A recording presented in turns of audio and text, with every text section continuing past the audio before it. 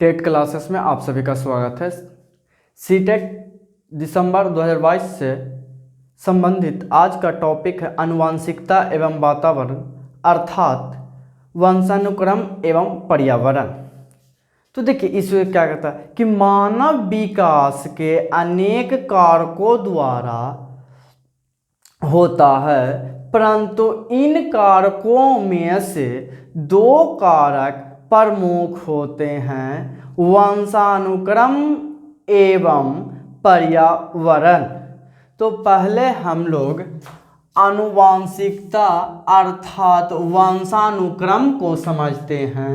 तो देखिए आनुवांशिकता अर्थात वंशानुक्रम को कहता है कि आनुवांशिकता उन सभी कारकों को सम्मिलित करता है जो एक व्यक्ति अपने जीवन प्रारंभ अर्थात गर्भधारण के समय अर्थात जन्म के से 9 माह पूर्व ही उपस्थित हो जाते हैं, उस बालक या उस व्यक्ति में उपस्थित हो जाते हैं, जो अपने माता पिता अर्थात पूर्वजों से प्राप्त करते हैं, जो यानी कि पूर्वजों से गुण प्राप्त करते हैं। यानी कि पूर्वजों को जो गुण प्राप्त होते हैं उसकी दर निम्न प्रकार से होती है, जैसे 1/2 माता पिता से, 1/4 दादा दादी या नाना नानी कह सकते हैं, 1/8 पर नाना पर नानी पर दादा पर दादी सम्मिलित होते हैं, और 1/16 और 1/32 शेष अन्य पूर्वजों से प्राप्त एक बालक में होता है। यानी कि जो एक बालक में गुण दर जो प्राप्त होता है, यानी कि जो गुणसूत्र प्राप्त होता है उसकी दर इस क्रम में होता है, यानी कि 1/2 1/4 1/8 और 1/16 1/32, यानी कि इस क्रम में अपने पूर्वजों से प्राप्त करते हैं। तो हम लोग वंशानुक्रम को समझ लिए कि वंशानुक्रम कहते हैं क्या। तो वंशानुक्रम सीधी परिभाषा में कह सकते हैं, सरल भाषा में, कि जो गुण अपने माता पिता से प्राप्त करते हैं वह वंशानुक्रम अर्थात आनुवांशिकता कहलाता है, जिसमें कि अब बच्चे के बाल, आँख के कलर और वह बच्चे की संरचना में बहुत सी क्या होते हैं उस पर निर्भर करता है, गुणसूत्र पर निर्भर करते हैं। अब आगे कहता है आनुवांशिकता के नियम। तो आनुवांशिकता के नियम निम्नलिखित हैं।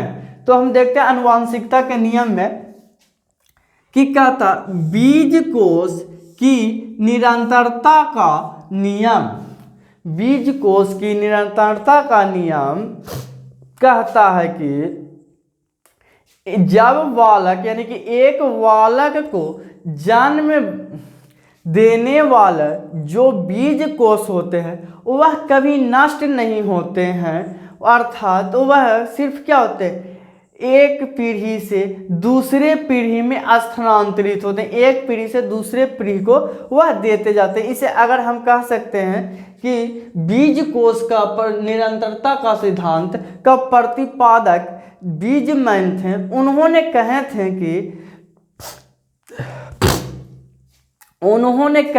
कि बीज कोष का कार्य केवल उत्पादन कोष का निर्माण करना है।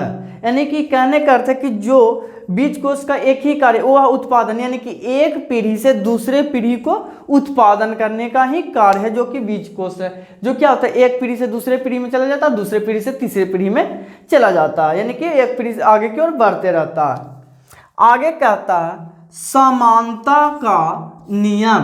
तो देखिए समानता का नियम कहता है कि जो जैसा होगा, यानी कि जैसा माता पिता होंगे उनकी संतान भी वो वैसा होंगे। कहने का अर्थ है कि प्रतिभाशाली व्यक्ति यानी कि प्रतिभाशाली माता पिता के संतान प्रतिभाशाली होंगे, पर मंद बुद्धि यानी कि मंद बुद्धि वाले माता पिता के संतान मंद बुद्धि वाले होंगे, यानी लंबे कद वाले माता पिता के संतान लंबे कद के होंगे।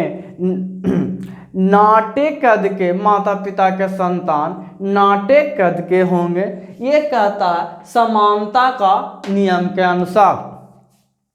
आगे है प्रत्यागमन का नियम। तो देखिए प्रत्यागमन का नियम कहता है कि यह यानी कि इस नियम के अनुसार, यानी कि प्रत्यागमन नियम के अनुसार यह अपने माता पिता से क्या होता है, बिल्कुल विपरीत होते हैं, यानी उल्टा होते हैं। जैसे कहने का अर्थ है कि अधिक प्रतिभाशाली व्यक्ति के बालक कम प्रतिभाशाली होते हैं या अधिक मंद बुद्धि यानी कि कम प्रतिभाशाली वाले माता पिता के बच्चे या संतान तीव्र प्रतिभाशाली वाले होते हैं, या लंबे कद वाले माता पिता के संतान नाटे कद में होते हैं और नाटे कद के माता पिता का संतान लंबे कद में होते हैं। यह बात को प्रत्यागमन का नियम कहता है।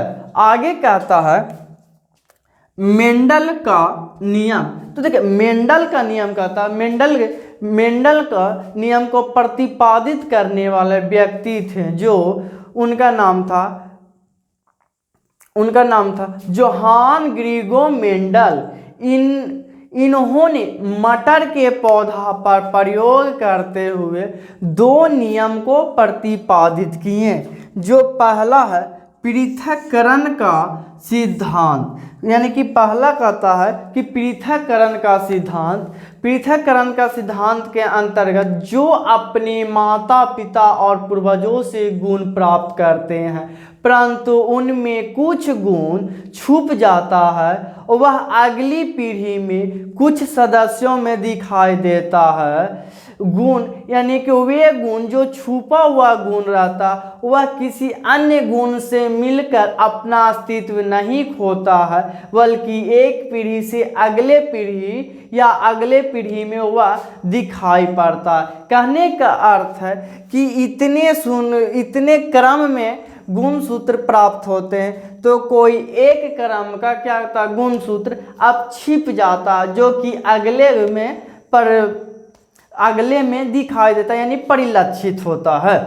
आगे कहता है दूसरा कहता है कि स्वतंत्र छटाई का सिद्धांत। कहने का अर्थ है कि स्वतंत्र छटाई का सिद्धांत किसी एक आनुवांशिक गुण का वितरण दूसरे आनुवांशिक गुण के वितरण से कभी भी प्रभावित नहीं होता है, बल्कि वह स्वतंत्र रहता है और वह आगे आने वाले पीढ़ियों में परिलक्षित होते या दिखाई देते हैं।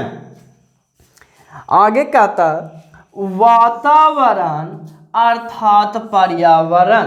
तो देखिए वातावरण अर्थात पर्यावरण हम उसे कहेंगे जो वातावरण अर्थात पर्यावरण से अभिप्राय है कि एक बालक के जन्म के बाद जो भी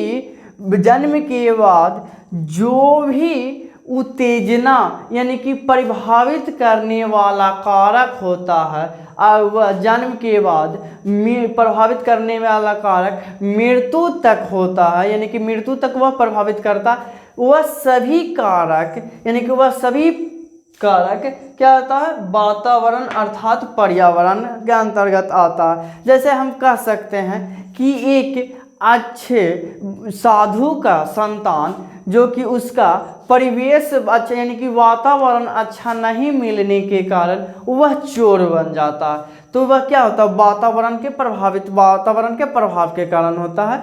और अगर हम कहें तो एक व्यक्ति के विकास में वंशानुक्रम और वातावरण दोनों मुख्य रूप से कार्य करते हैं, यानी कि दोनों एक दूसरे का अंतःक्रिया करते हुए उसका विकास करता है। तो आज के लिए इतना ही। नेक्स्ट वीडियो में आगे का नेक्स्ट टॉपिक होगा। जय हिंद।